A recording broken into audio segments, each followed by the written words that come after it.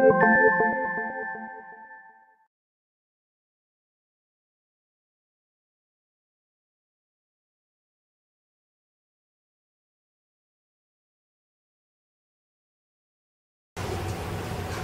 guys, Ciaza here, freebelly.classes.com. Today's video is going to be about the chest shimmy, one of those moves that everybody seems to have a big problem with mastering, and everybody, asks questions about it all the time. So I thought we're going to make a video today where we talk about the common mistakes that people make when they do the chest shimmy. So a lot of times the first mistake is people actually confuse the chest shimmy with the shoulder shimmy. There's a big difference between the two. I've seen people do the shoulder shimmy and they call it the chest shimmy. But you don't really see a lot of times people doing the chest shimmy and calling it shoulder shimmy. So just because your shoulders move does not mean you're doing a chest shimmy. However, a lot of times when you're doing the chest shimmy, you're actually moving your shoulders as well. The two things are connected, so you kind of have to.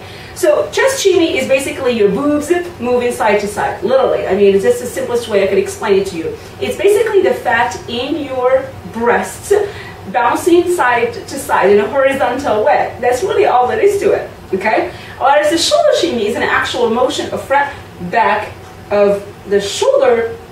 Well, we're kind of trying not to move the chest as much. I mean, the chest will move, but it's mostly, the bone structure that moves with us, but not necessarily jiggling the fat in our breasts, okay? So talk about the chest shimmy first. The thing about the chest shimmy is that you really want to kind of push the chest forward first. You want to show your boobs, basically. So push the chest forward. So the chest motion of bouncing side to side is actually highlighted, okay? And then also that helps, really show the move. But don't push too far to the point where you're stretching the muscles in your chest, because you want them to be relaxed in order to shake them. So a lot of times people push too far and they do things like this. And then they're like, oh, I can't shake it.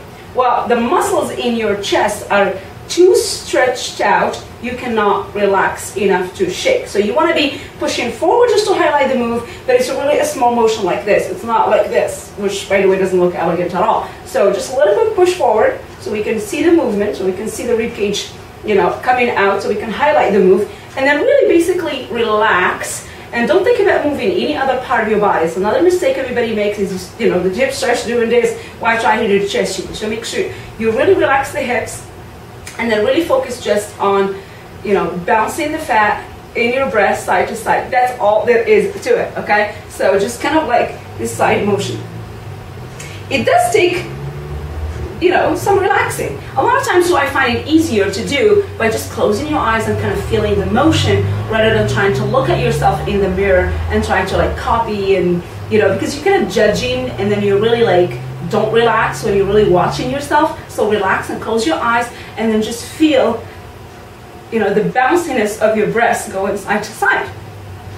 And it really has nothing to do with the size of your chest. Like everybody thinks that it does, but it really doesn't. Everybody's like, I'm flat, I got nothing to move. It has nothing to do with it. I've seen men do an awesome chest shimmy. It really is about relaxing that muscle and the fat and then making it move side to side. Obviously women have more fat in the breast than men do, but the men can actually relax those muscles enough to be able to see the motion bouncing side to side in their chest. The women can actually highlight that move and exaggerate because we have more fat in our breast, so we should be able to relax more. And whether you're small or big, it makes no difference. Obviously, the bigger you are, the more pronounced the movement will be, but the movement is also easy and possible even if you're small. So that's number one rule. Let's relax. Let's put your chest forward, but just forward enough to exaggerate the move, but not to stretch the muscles in the chest, okay? The second thing, as I said, is do not move the hips.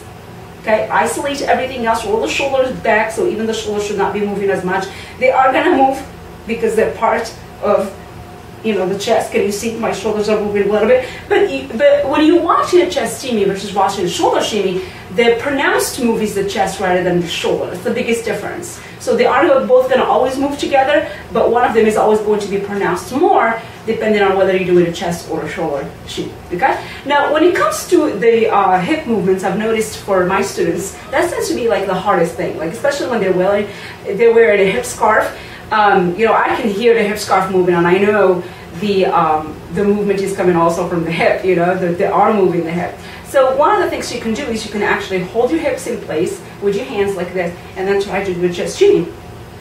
What that does is not necessarily stop you from moving the hips, because that takes a little bit of practice, but it makes you more aware of how much you're moving your hips, and it kind of helps you kind of stabilize them down so you're really focused on the chest shimmy. Another way I like to, and I introduced it to, I believe, in a previous video, was to sit down on a chair. Because sitting down on a chair really isolates a lot of parts of the body that we tend to move while doing the chest shimmy, especially the hips. So if you're sitting on a chair, kind of rolling the shoulders back so you can really feel your shoulders touching the back of the chair, and really just push the chest forward and get that nice, chair frame like this, and then that really helps you relax and focus just on the chest, because that's really the only thing you could possibly move without, rocking the chair. So try that as a little trick to learn, okay? So these are like little small mistakes that a lot of people make and overthink it sometimes, trying to move more than one part of the body at the same time.